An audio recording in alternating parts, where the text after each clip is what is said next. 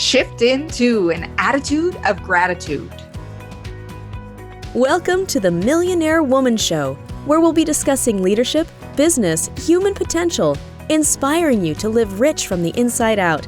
Unlock your creativity, stretch out of your comfort zone, break through your barriers, take inspired action, and achieve epic results.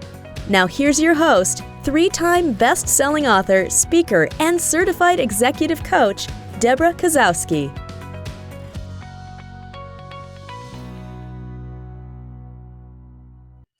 Hello, everyone, and welcome to another Millionaire Woman Show. We bring guests from around the world to help inspire you, motivate you, and educate you on how to live life rich from the inside out using principles of leadership, business, and human potential.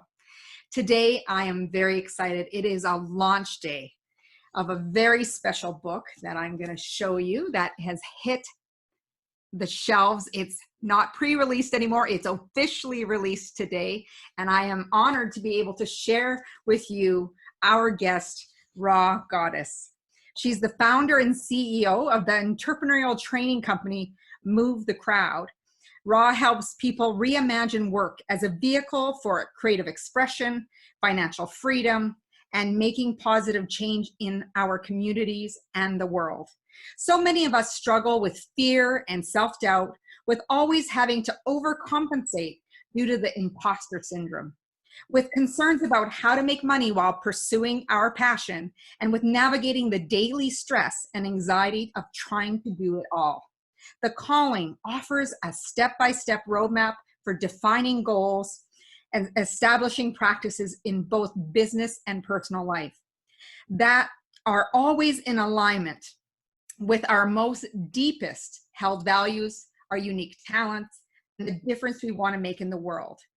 Rha has 6-step, true, paid, good process, which includes recognizing it always begins with awareness. If you can't see it, then you can't do anything about it. Accepting, embracing and taking responsibility for yourself, your life, and the things that you want or need to be changed. Forgiving yourself and others, redefining and reimagining your new future. Aligning through right actions and consistent with your beliefs. Celebrate, acknowledge your efforts, pay attention to and affirm your progress. With special practices and assignments drawn from the tools, concepts, stories with each chapter, Rha shows how to put each concept into action, create a life and profession we desire, and break free from concerns that hold us back from pursuing our passion and purpose. And the foreword is written by her friend, I know, Gabrielle Bernstein. So please welcome to the show, Rha Goddess. Woohoo! Thank you so much, Debra, for having me. And shout out to all my millionaire women out there. It's so great to be with you all today and in this conversation. Oh, thank you. So I have to tell you, I was sharing with Rha before we came online, is when I received this book, I dove in. I couldn't get enough of it. I was flipping through and showing her my highlights throughout the book. I write in the columns. And there's so many more things, and there's worksheets and everything that I need to go back to and continue to work on. It's going to be one of my new professional development and entrepreneurial Bibles to have. It's one of those must be on the shelves.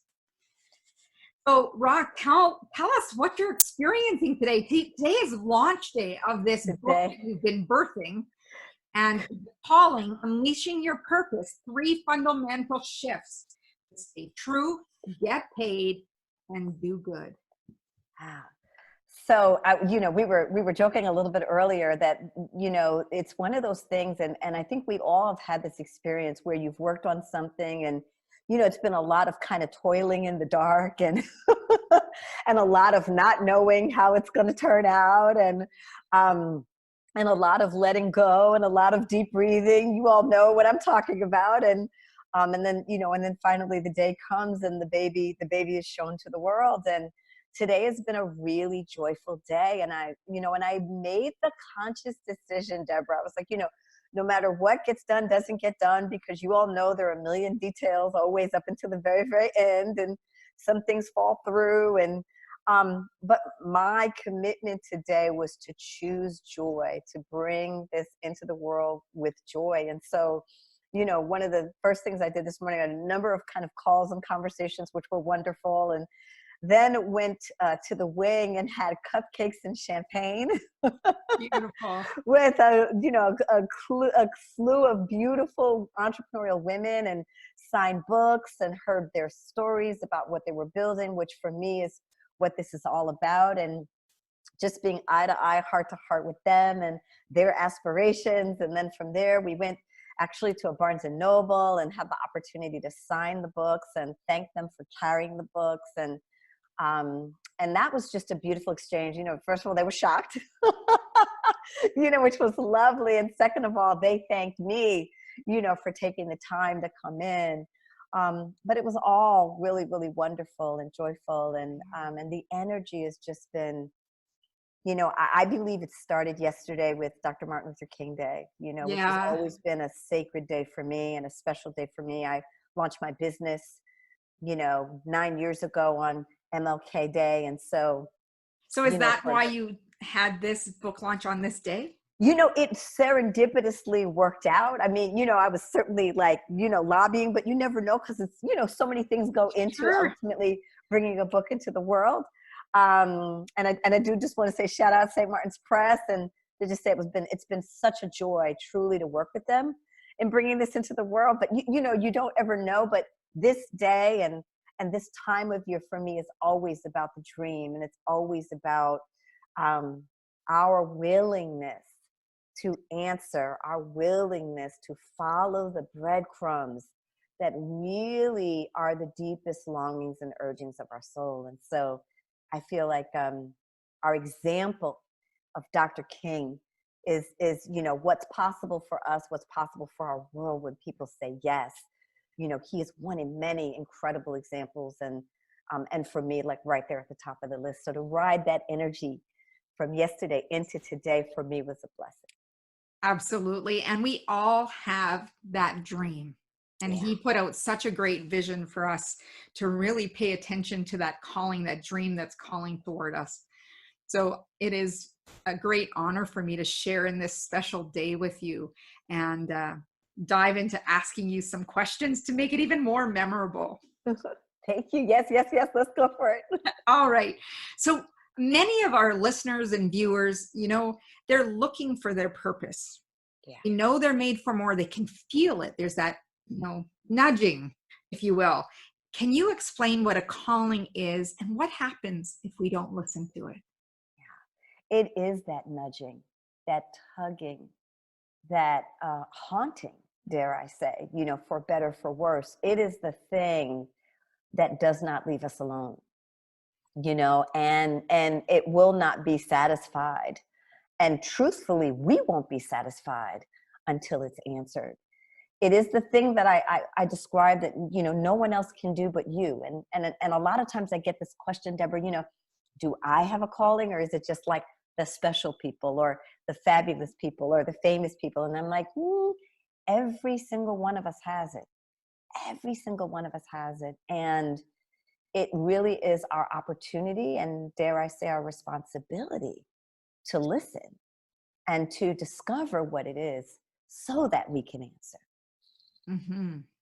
And so, then what happens if we don't, you ask, right? Yeah. Because I know that I've read different books that, you know, that people let their dreams die because they didn't listen, or they listened to the doubters.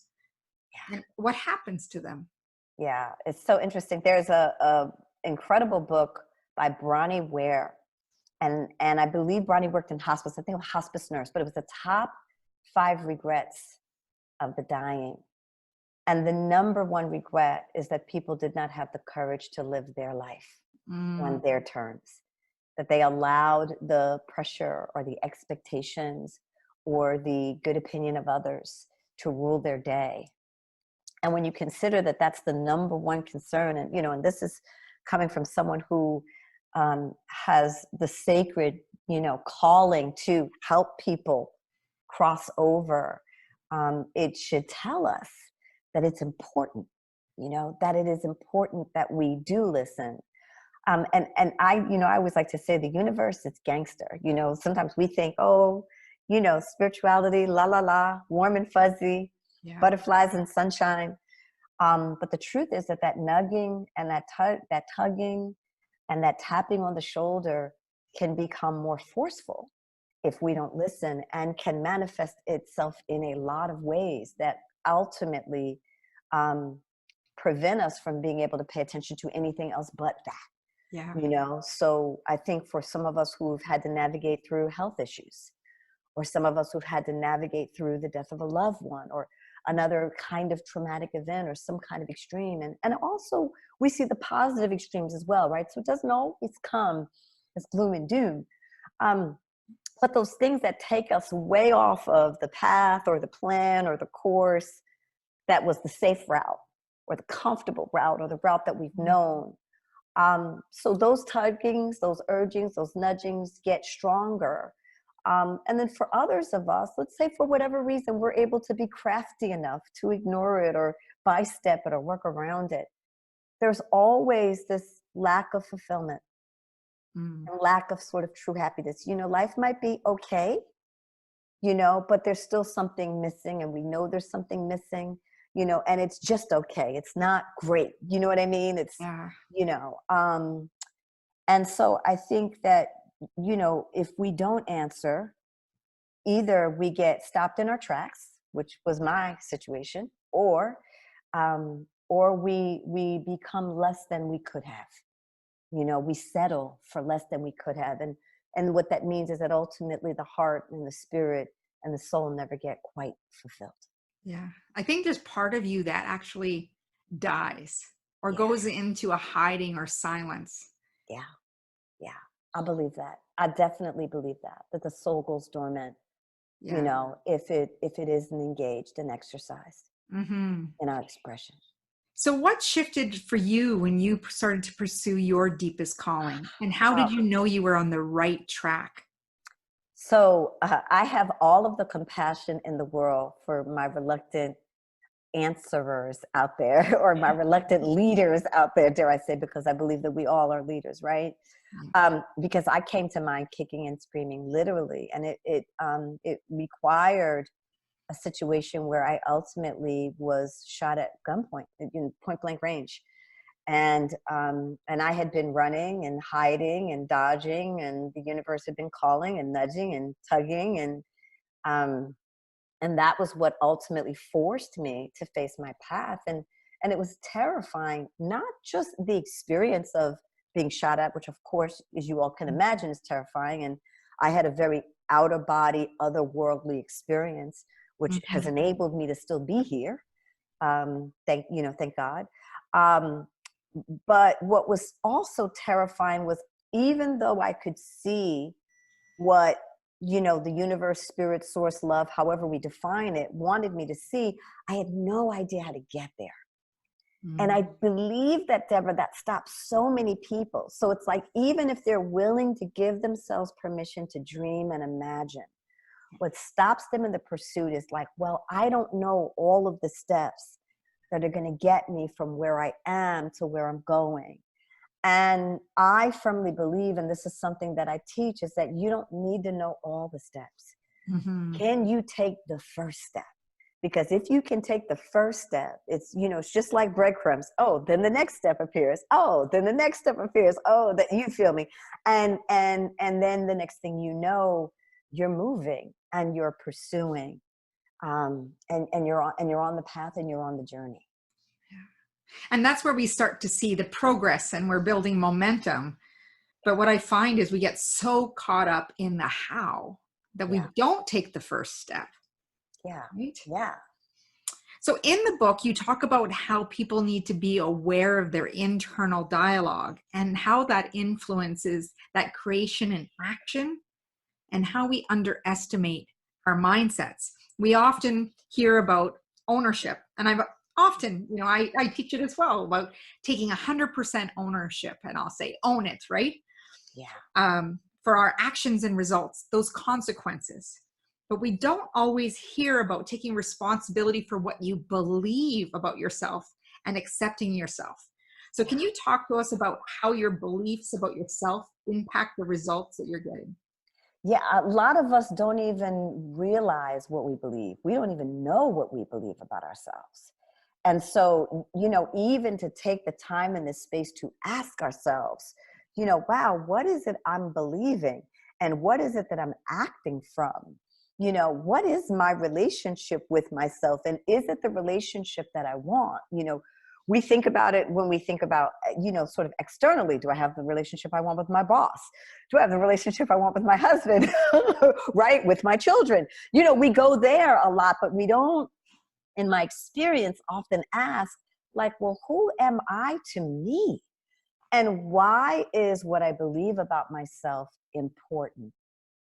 It governs what we believe about ourselves, governs every decision we make about what we're capable of or not capable of, about what we deserve or what we don't deserve, about what we ought to do and what we ought not to do. And whether it's, sort of blaring loudly in our face, or whether it's kind of, I call it white noise in the background, these decisions and these conversations exist.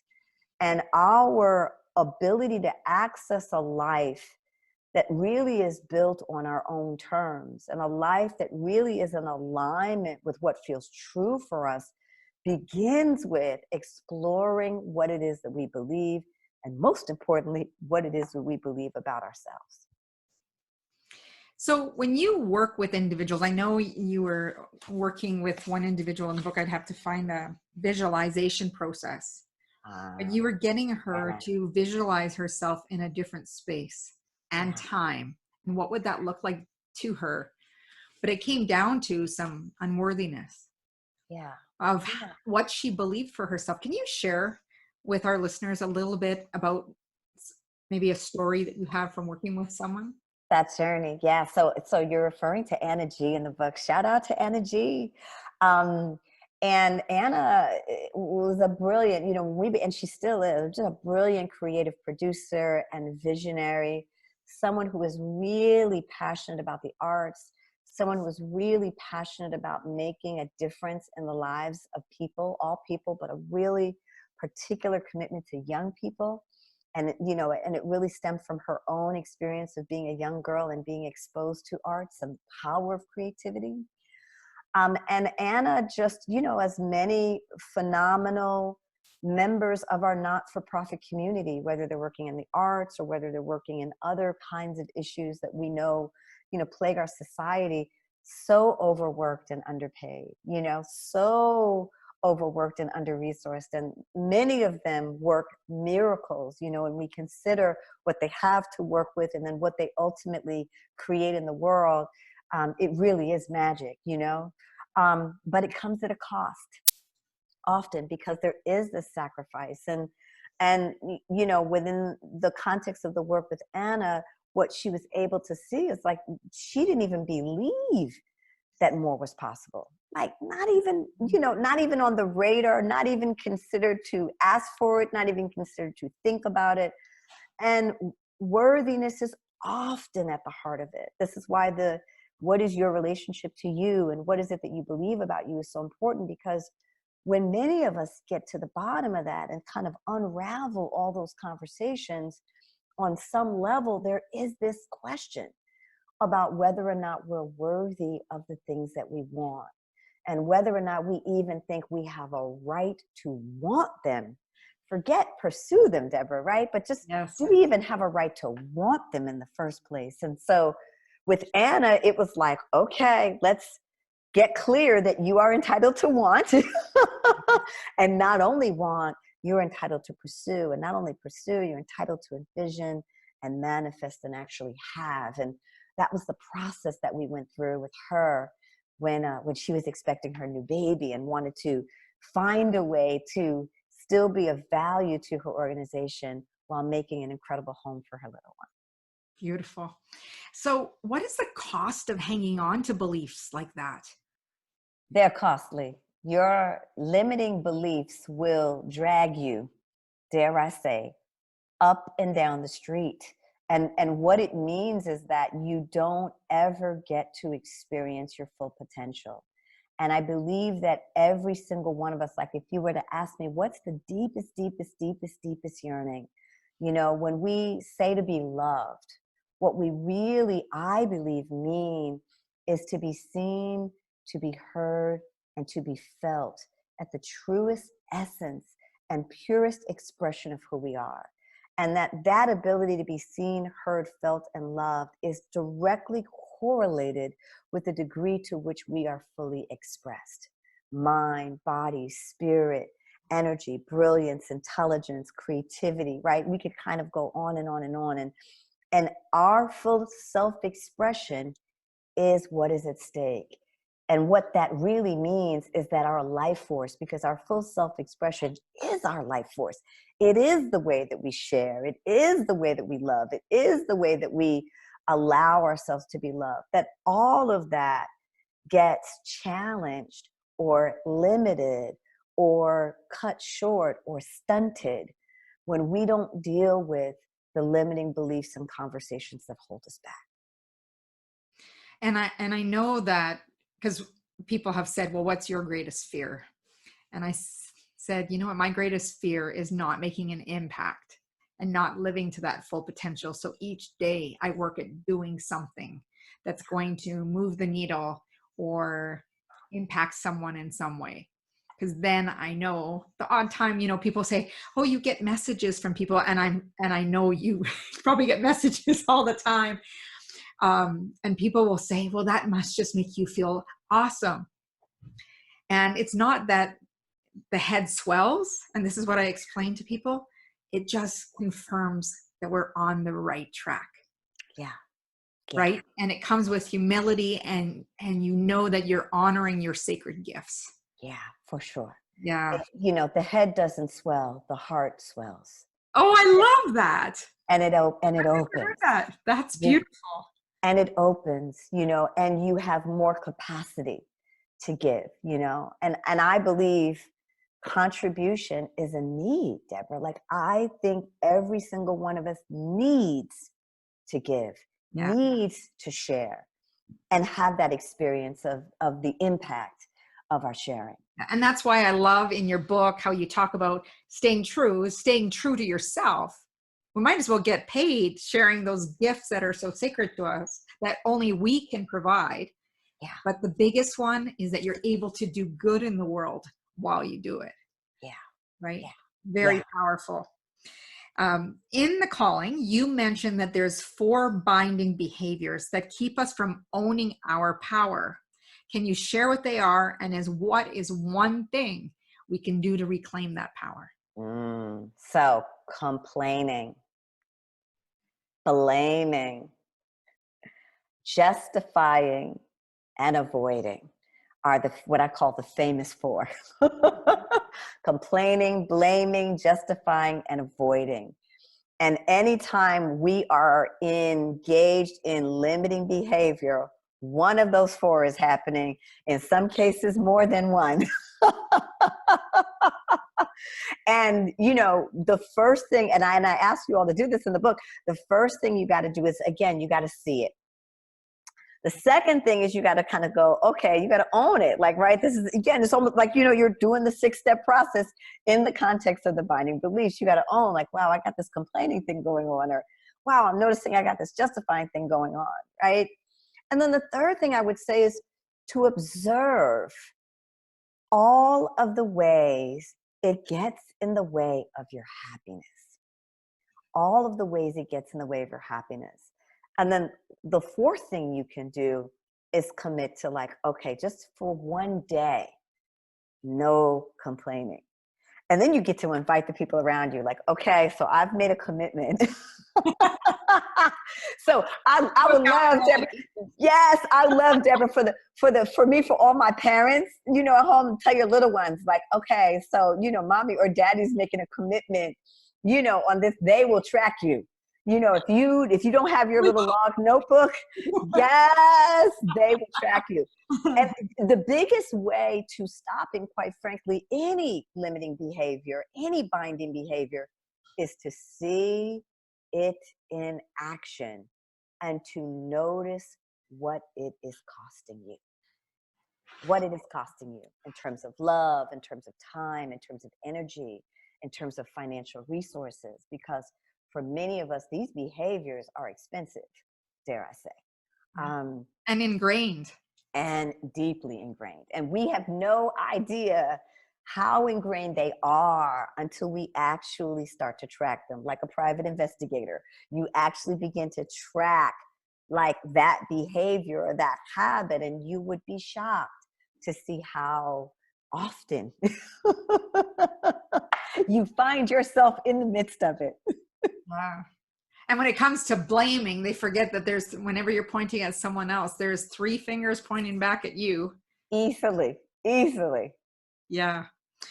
So I love that you started talking about something that many people avoid. And, we see many books written about money, but I love how you address how people don't talk about it, so they don't know how to handle money. But the biggest thing that I loved in your book is, how does a person's understanding of money influence their relationship with it? It's a great question. So one of the biggest challenges that I think for all of us, and I talk about this in the book, is that we have really been challenged around and intimidated around the idea of economy. Mm-hmm. It is this big, scary thing with all these fancy, complex terms and these charts and graphs that go up and down. And, we bring in these very smart, buttoned up individuals who give these very ominous predictions about what's going to go on. And we believe we're at the mercy of all of these forces that live outside of us.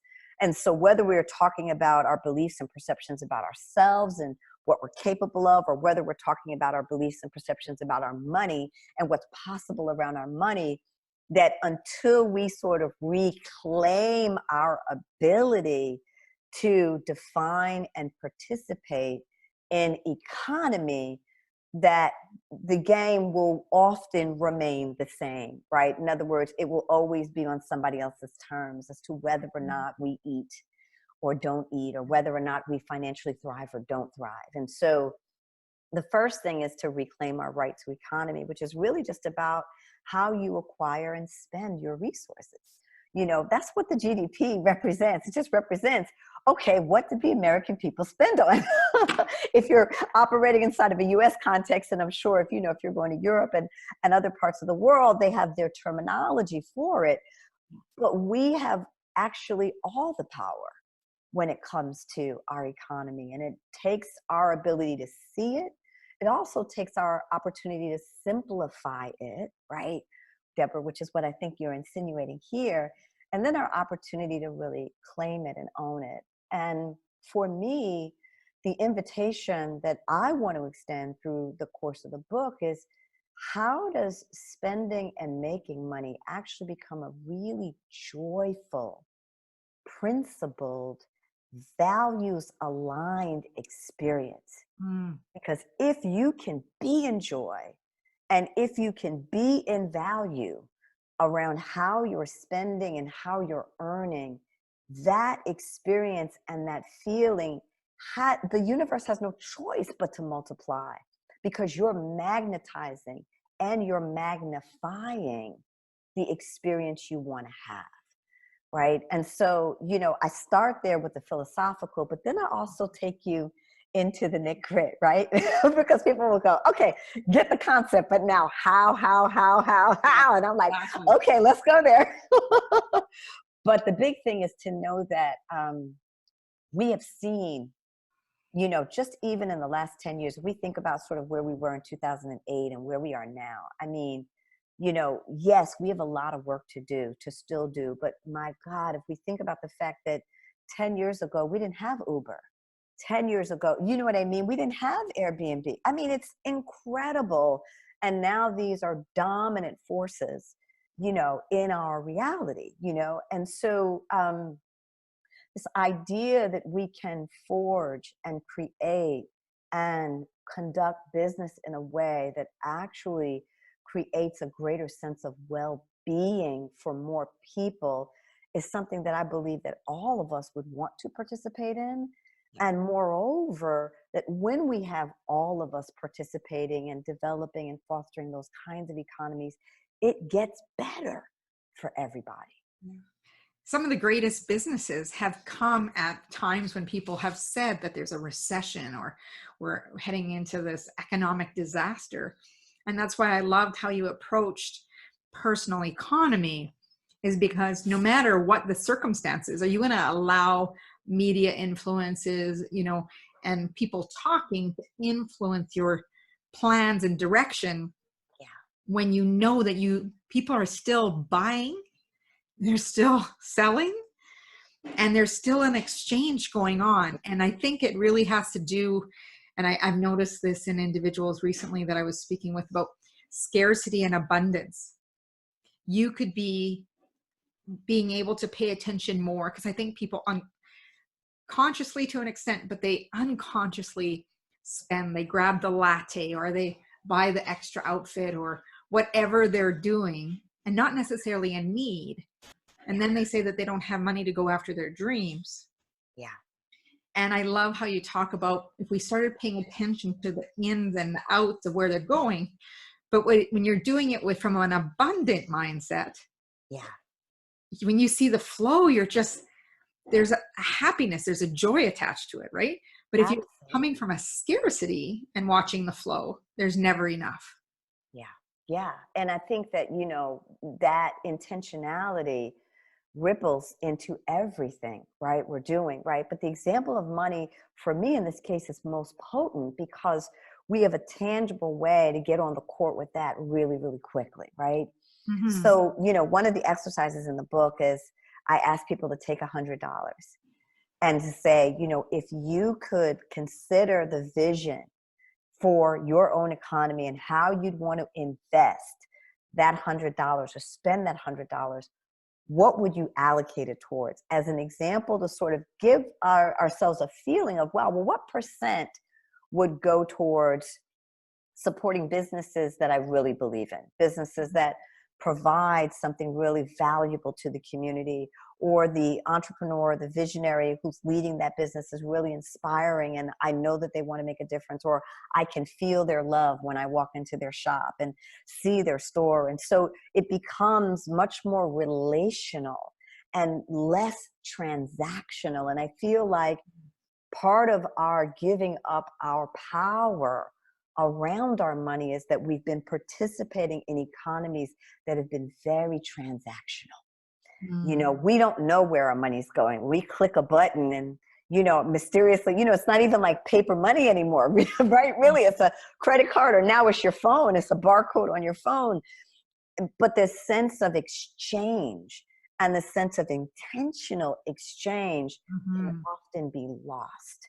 And so our ability to reclaim that and our ability to invite that next level of intentionality it gives us the opportunity to infuse what we spend with so much more good and so much more love, and also how we earn, how we engage, and who we want to do business with, and how we decide to offer what it is that we offer to the world as well, right?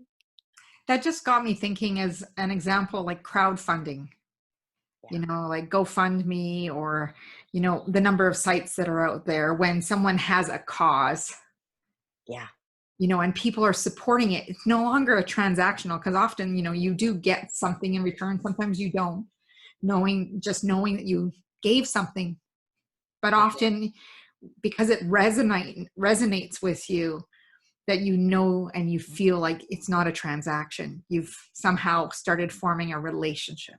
Yeah, for sure. And there's an energy, the most successful crowdfunding campaigns carry an energy with them of excitement, of inspiration, right? Of intention. And you feel it, even if you don't know the people that you're supporting in the context of giving, you feel that sense of connection by virtue of their vision or their aspiration or their challenge, right? And their triumph. Yeah. So what is an actionable step that our listeners, our viewers can gain a better understanding of their money? I know you gave us a little bit of just keeping track and seeing where that money goes and flows, and to break through some of those beliefs that they hold. Yeah.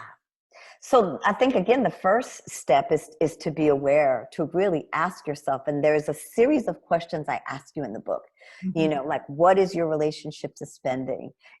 Are you a spender? Are you a voider? Are you a hoarder? Are you, so starting to really kind of identify your money persona, I call it, and sort of being able to connect and look at the way that your habits maybe create a kind of identity for you as it relates to money. And so once you kind of have that awareness, then the question might be, what is one thing you may want to change, or one thing that you may want to challenge, right? So let's say, for example, you are somebody who loves to spend, big time unconscious spender. It's like one day your wallet is full, the next day your wallet is empty, right? So the You don't have anybody out there like that at all. And so your first opportunity may be just to watch, to just make a log. So I don't even ask you to spend differently. I say you just watch what you're doing, what you're spending, and just kind of keep a log for like 2 or 3 days. And then when you look back, you can really ask yourself, is the way that I spent my money in alignment with how I say I want to live, right? Or is there some disconnect between how I'm spending and what I'm saying, right? And so this opportunity to first see, and then 2, to challenge, and then sort of go, okay, in this one area, I'm going to do things differently. So, I'm going to track, and I'm going to ask myself this question before I spend: do I really want this? Do I really need this? Yeah. In what way is this forwarding what I want to, right? What I want to have, or what I want to achieve? And if the answer is, okay, you have a really clear answer for how it was, then okay, move forward. If you don't have a really clear answer, then there's a question of like, okay, maybe you save it, and maybe out of 10 transactions, every, 3rd or 4th transaction, you make the decision to save. And then you just kind of notice what happens to that little pot of money over time. Even if it's $1 a day, or $2 a day, or $3 a day, one latte, right? Shout out David Bach and the Latte Factor, right? If it's like one latte a day, right? What happens as that accumulates over time? And so, you start with those small choices. I call them those micro choices, because when you can become aware of those little choices, that's where you have the potential to make those smaller shifts that can have massive impact. So do you think people should, maybe have a separate account that whenever they were going to make that purchase, the money that they were going to put into that purchase, put into that account? You could totally do that. I mean, I've seen, so, if you've ever done the Millionaire Mind work with Harv Eker, shout out Harv Eker, he used to have the jars and you'd have the 6 jars. Or if you do Profit First, shout out Mike Michalitz, and, in that system, you have the different accounts. And so there are lots of ways you can do it. But I love, even if you had a jar, maybe that you put on your dresser in a very prominent place, and literally maybe you just put new money vision on the jar, and then just you drop it in, every time you catch yourself, or you interrupt that pattern, you put whatever that money was. So maybe it was $20, or maybe it was $5, or maybe it was $150. Yeah. It'd be an interesting exercise to see at the end of 30 days how much money might be in that jar. Yeah. And the other thing I was just thinking, how much maybe would have gone on credit versus what you already have. Right. And that's the other way that, the unconscious spending occurs, because to your point, if you don't, like, the paper money was beautiful in the sense it was physical. You could see it. You either had it in your wallet or you didn't have it in your wallet, right? And you didn't have to do a whole lot of digging or searching to figure it out. When we're now in this world of plastic, or dare I say electronic and barcode and swiping, where, you give your credit card once and then everything else is just swiping, the unconscious spending can be through the roof. So you got to create ways. Maybe it's an alarm on your phone. Anytime you come into, a particular kind of app, there's some kind of way where you get a little notification that goes, wait a minute. I just tell the retailer, no, I'm cut off right now. I will see you. And they say, just come in for a visit. Yeah, so it's interesting to notice what are the things that precede, Yeah. right? The spending. And this is again where that awareness piece becomes crucial. And I think, sometimes that spending that people have is for a void that they're feeling. They want to have that hit of, whether it be the new outfit, the new car, or, could be anything. Yeah. It's Yeah. that feeling that they attach to owning something or getting something that maybe other people don't have. Yeah. So I know that you've encountered this as well, but I know for people listening, married or in a partnership, that there can be struggle when one person has an abundant mindset and another one has the scarcity mindset. Absolutely. How do you help them through dealing with that, especially if they're the one who has the abundant mindset? Yeah.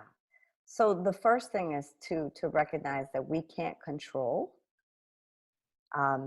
what others believe or don't believe. Mm-hmm. My experience is often the strongest communication is living by example. I do also want to say, though, when we're in the context of partnerships, it is important that we open the lines of communication around money in ways that can be safe for our partners. Yeah. So if I'm coming from an abundant mindset and you feel my judgment Mm-hmm. just rolling off, you know what I mean? You feel my judgment, right? Or my disdain.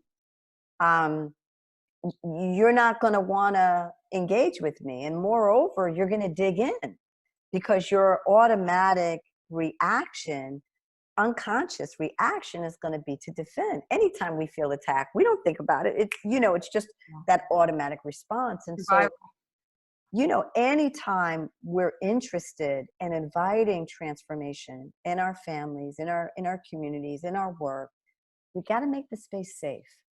Mm. We've got to be willing to understand how people have come to what they've come to. So we've all come to whatever our belief system is rightfully, meaning we've had experiences that have reinforced or cemented or conditioned those particular belief sets.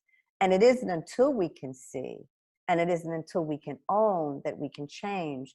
And often it has to be safe enough in order to see.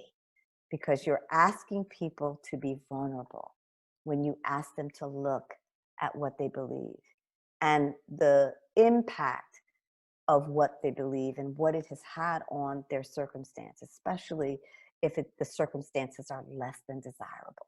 Right. When it comes to money, it is even more tender. And dare I say, probably, it's like, what is it? Sex, money. There's like three things, right? God, right? I think it's sex, money, and God, tender places for us, Yes. and the conditioning is deep and the wounding is deep and the messaging is often very deeply entrenched. And so when we want to invite and encourage those shifts in the people that we love, we've got to be willing, first of all, to see them fully.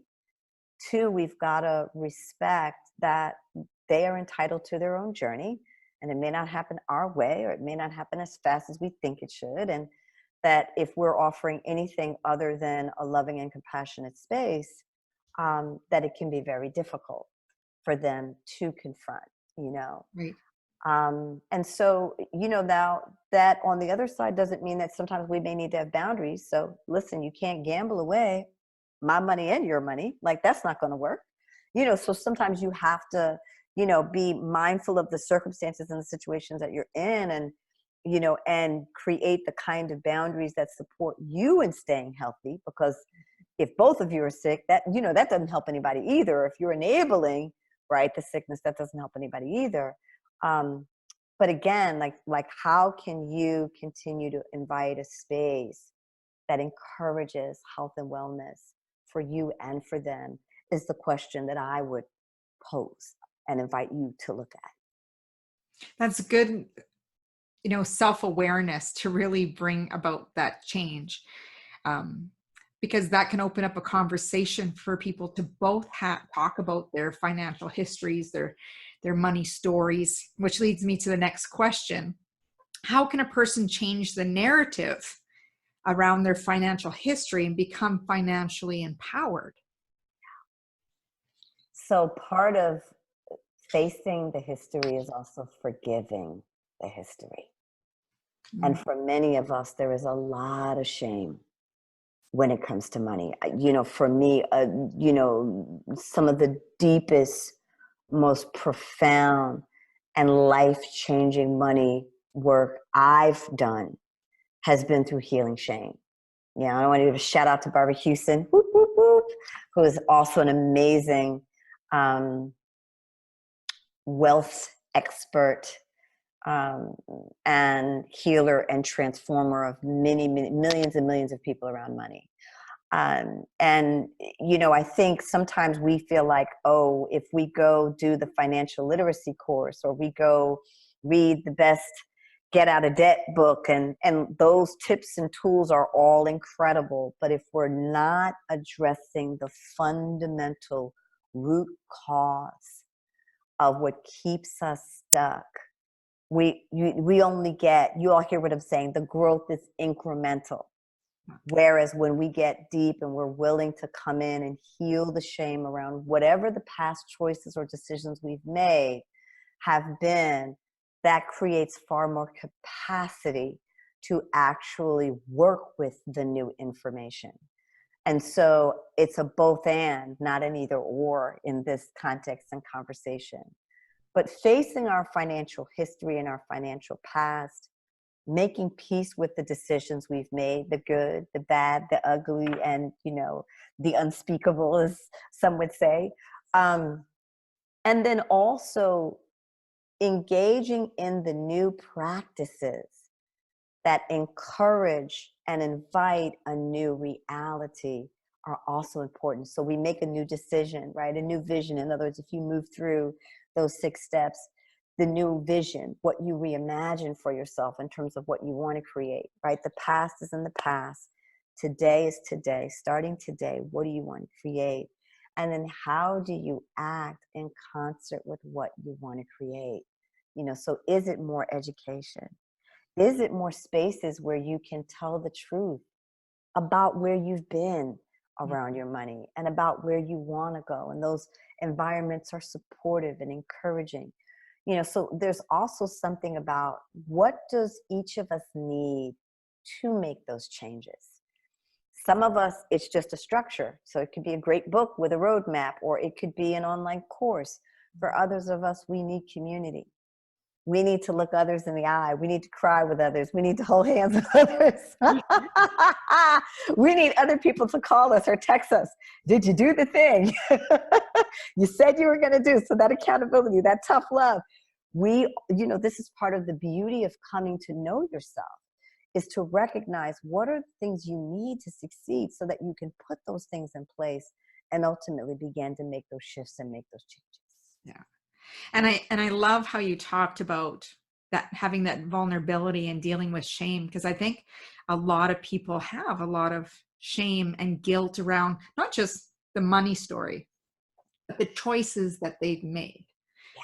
Thinking that they're going to be judged, or they have already been judged, and others may not forgive them. And you're not responsible for how another person reacts, but you can forgive yourself. Absolutely. For whatever choice it is related to money or what have you. That forgiveness is a huge part. And I think that people find it very hard to forgive themselves, just because I think of the self-criticism we see people doing. Especially when it comes to money. Mm-hmm. Because in the context of our scarcity-based condition, we believe we can never get it back. You are your circumstance, right? There is a finality, right, to those mistakes. And so our ability to really recognize with love and compassion that we do live in an abundant universe, we live in a graceful universe, and we actually live in a forgiving universe, which is contrary to what we've been taught, opens the door to actually our ability to start to restore that relationship with ourselves. Because any place we're not forgiving ourselves, Deborah, we're not, our expression is shut down there.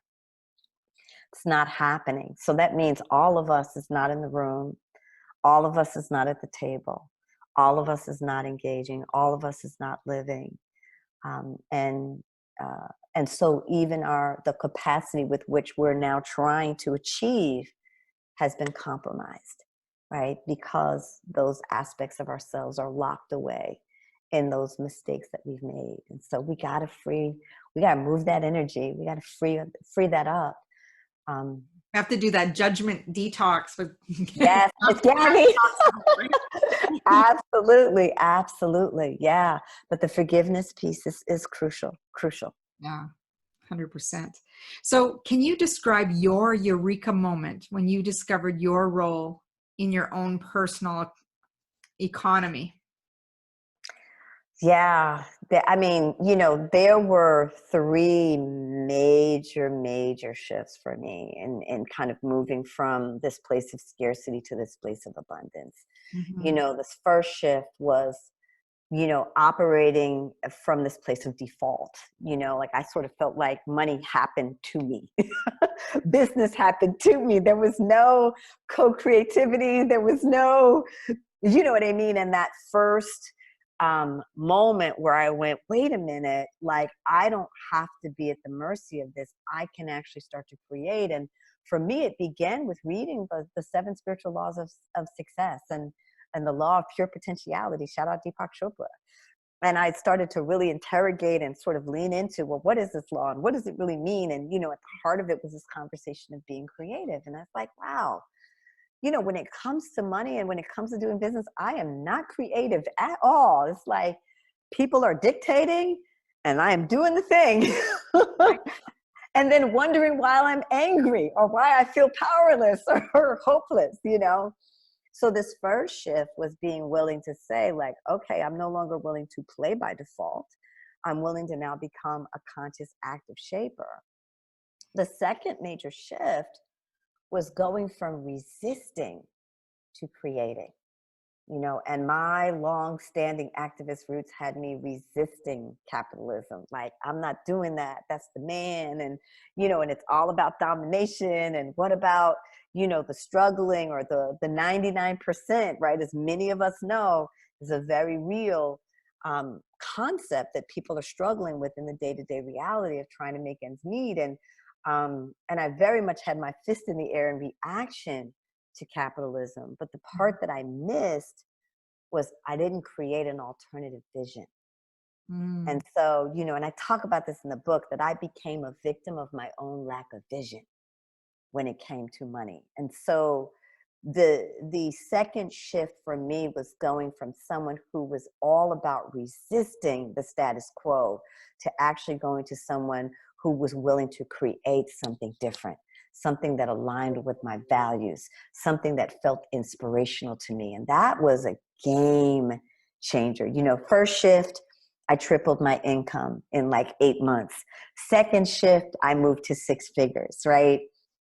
And then the third shift was being able to identify and let go of my inherited notions about money. And so there's an exercise in the book where I ask you all about your money influences. So you don't just get to look at what you believe, but you actually get to look at where did you get it from? And you dig deep.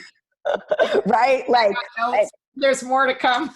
like whose name, and like literally whose name is on that conversation. And, for me, God bless my father and God rest his soul, but I had a lot of my dad's running tapes in the background and didn't even realize how much of it had seeped in and how much I was operating from this idea that, if you want to work, get a dollar, you got to work super, super hard, and that hard, super, super hard work and very little money often went, hand in hand. And I will tell you for many, many years that was my reality.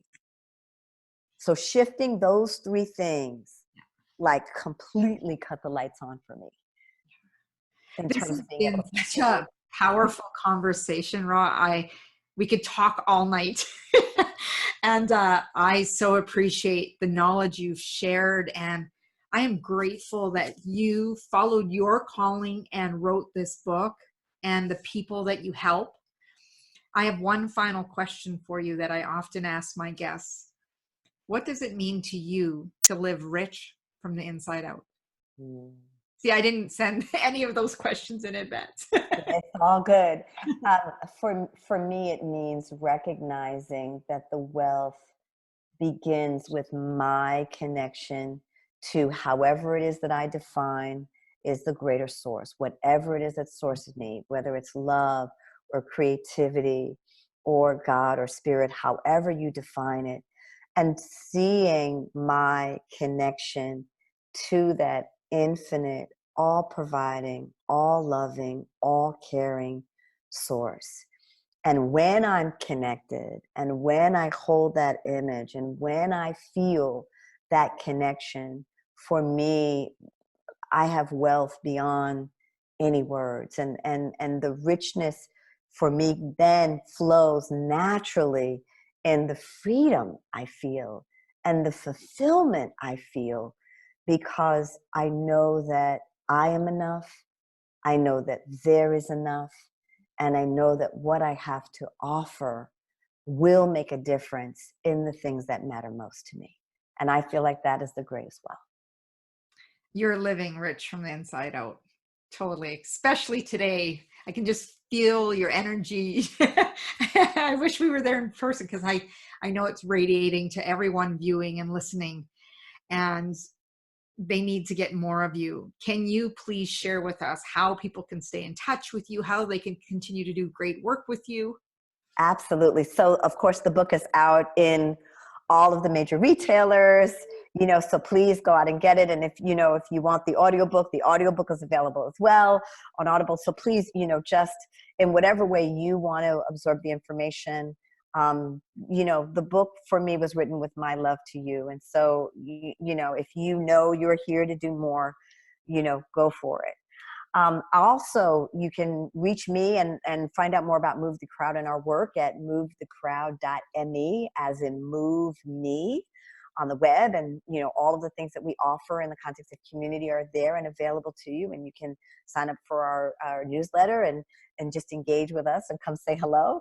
And then also at the end of February 21st through the 23rd, I will be doing a live retreat weekend inspired by and in celebration of the book at Crapalo. And it's the You Are Called Retreat Weekend, which is our theme for this year. And it's the opportunity to come and really look at not just what are you wanting to achieve this year, but what is this next decade about for you? And what is it that you want to release and let go of from the last decade? So you'll leave a little lighter and certainly really intentional about what you want to achieve and accomplish this year, and then how that lays the foundation for what you ultimately want to be and achieve over the next 10 years. And so we'll send all the links for that to Debra, and you'll have them and have access to them. And it would be my joy to be able to see you there and hug you. And for us to do this work in person together, and bring your book, because we will be drawing from the book in the conversations.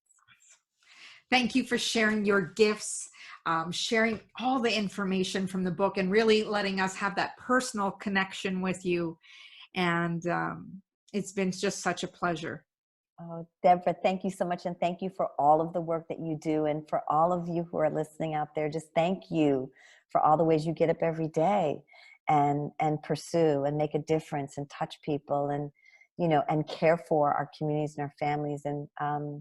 And I love your ambition. This is a phenomenal time to be leaning in and stepping up in this 2020 year. So I look forward to all that you will create.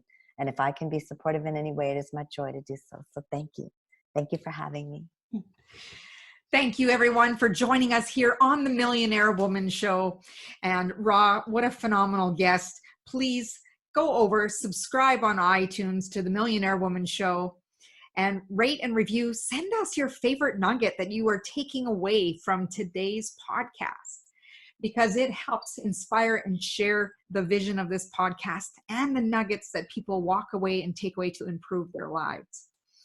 You can go over to my website at www.debrakasowski.com, and you can get your 3-part mini course on making habits stick, so you can build consistency and focus on some of your goals and dreams and build in those routines so they become automatic. As Mahatma Gandhi said, be the change you wish to see in the world. And from Rha and myself, go out and make today great.